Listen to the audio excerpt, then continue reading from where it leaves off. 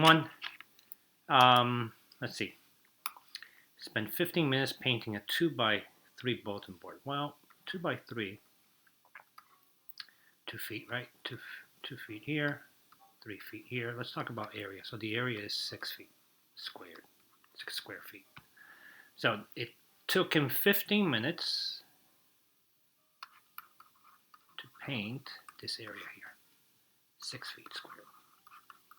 Now the question is, how long will it take to paint 1 square foot? Right? Divide by 6, divide by 6, and it's just 2.5 minutes. So I think that what you needed to do first was find the area.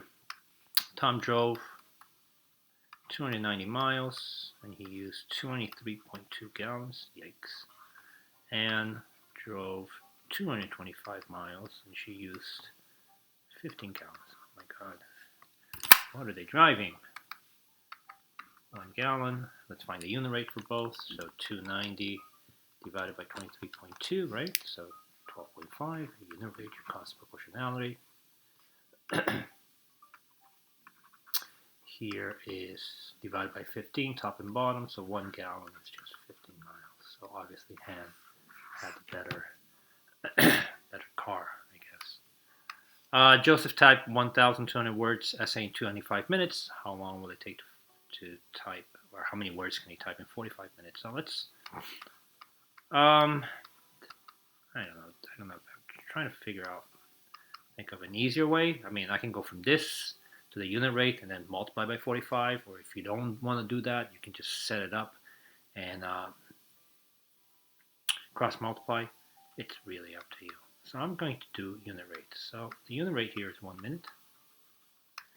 And then we're going to divide 1200 divided by 25, which gives us 48. So he can 48 words per minute. Now we want 45 minutes, right? Well, obviously times 45 times 45, and that should be 2,000 something. 2,160 words in 45 minutes. Bagels. Okay, so that's just unit rate. So again, let's do A here. 11 bagels. Sorry, let's find the unit rate per bagel, not per dollar. Okay. You can do it per dollar, but then it gets weird because then you're looking at a rate that says I can buy 1.26 of a bagel for $1, right? I mean, I think per dollar, per bagel here would be the better. So 11 bagels, we're going to divide top and bottom by 11. And this one, 6.93 divided by 11 equals 63 cents. All right, definitely not bad. B, which is $3.40 for 5 bagels. Well, top and bottom by 5. And we get 68 cents. Also not bad. C is $4.69 for 7 bagels, which means 1 bagel is 67 cents. And then D, $1.98 for 3 bagels, which means every single bagel is 66 cents. So obviously the winner is A, because that's the cheapest per bagel.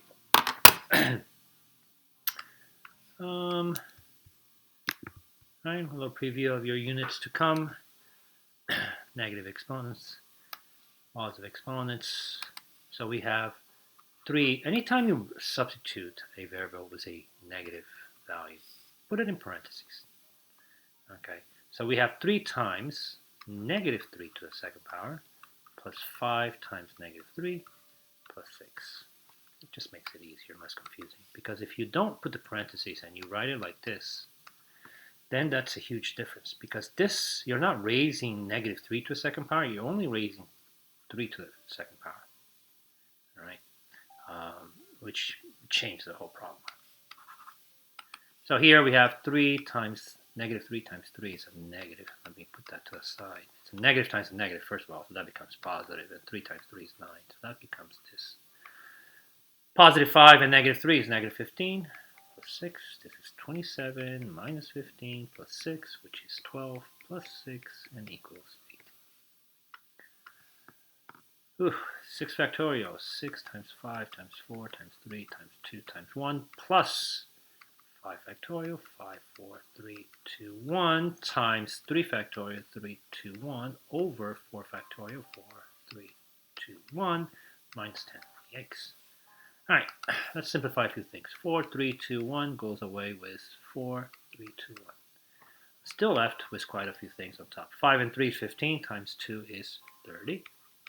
And then this stuff here, what is that, 720? 6 times 5 times 4 times 3 times 2. Yep, 720. So 720 and 3750 minus 10 gives you 740. Little combination. We have 20 students. I'm going to pick 4 at a time. Order doesn't matter. So we're going to go 20, 19, 18, 17, and then 4, 3, 2, 1. Let's see. 3 and 2 is 6. Simplify with 18 leaves me 3. 4 and 20 can simplify, right? It gives me 5. So we have 5 times 3 times 19 times 17.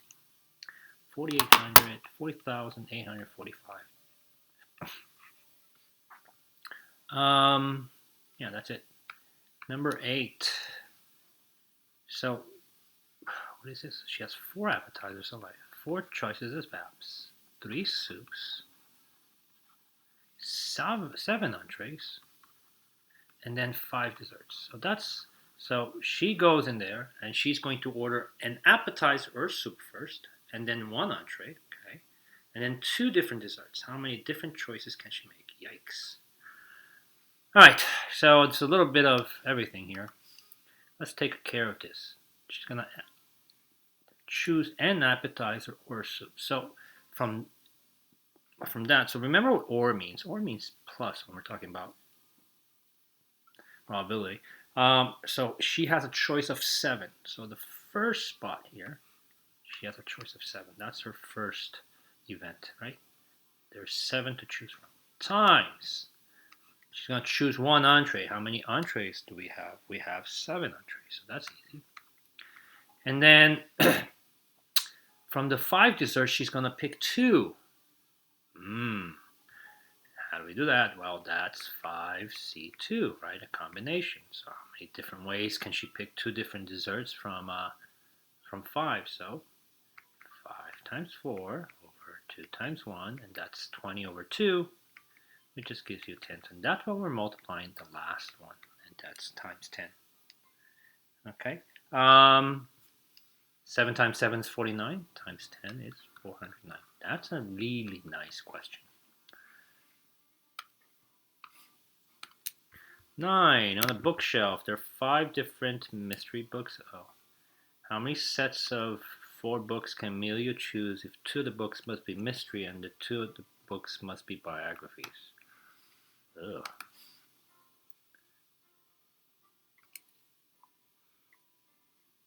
Okay, so from the mystery. Oh wait, there's 5 mystery. Let me understand. So the mystery, there's 5 mystery books, and we're picking 2 times and 2 biographies. So times 6C2, and that's what we're going to be working out. So 5C2 is 5 times 4 over 2 times 1 times 6 times 5 over 2 times 1. Simplify, well, this and this becomes 2, so that's just 10. This and this becomes 3, so that's 15. Final answer, 150 ways. Okay.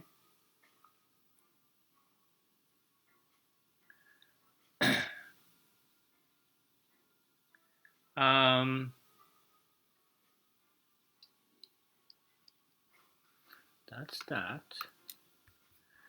Lakeisha can enter a school by one of the 3 doors. Okay. And the school has 2 staircases to the 2nd floor. How many different ways can Lakeisha reach a room on the 2nd floor? Justify your answer by drawing tree diagram or listing a sample space. Ugh. Okay, so let's draw a school. Here's a school. Let's call this entrance A, entrance B, entrance C. And then let's draw the 2nd floor. And then the 2nd floor, she's going to take the staircases. And there's a staircase going this way. Let's call that staircase 1. And then there's another staircase. And then let's call that staircase 2. How many different ways can she reach a room on the 2nd floor? So if she's coming into the school, she can come through B and take staircase 1. She can go through B and take staircase 2. Staircase 2. Or she can come through the A door and take staircase 1 or staircase 2 or the C door and then staircase 1 and 2. So she comes in A, she can take staircase 1, or she comes in A, she can take staircase 2. She comes through the B entrance, then she can take staircase 1 or B entrance and staircase 2. And then C entrance, staircase 1, C entrance, staircase 2. So how many different ways can she reach the 2nd floor? 6 different ways. Okay. What's the empirical probability of tossing a 4? So empirical, experimental. Okay, so you can think of this as experimental.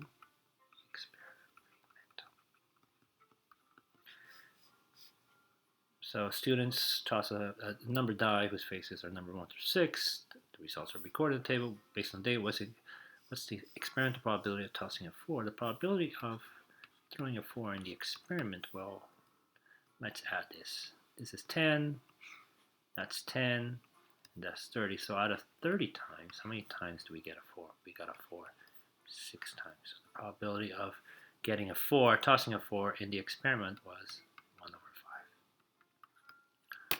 5.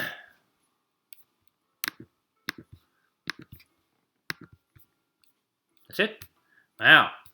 Very short SPAR 4. Okay.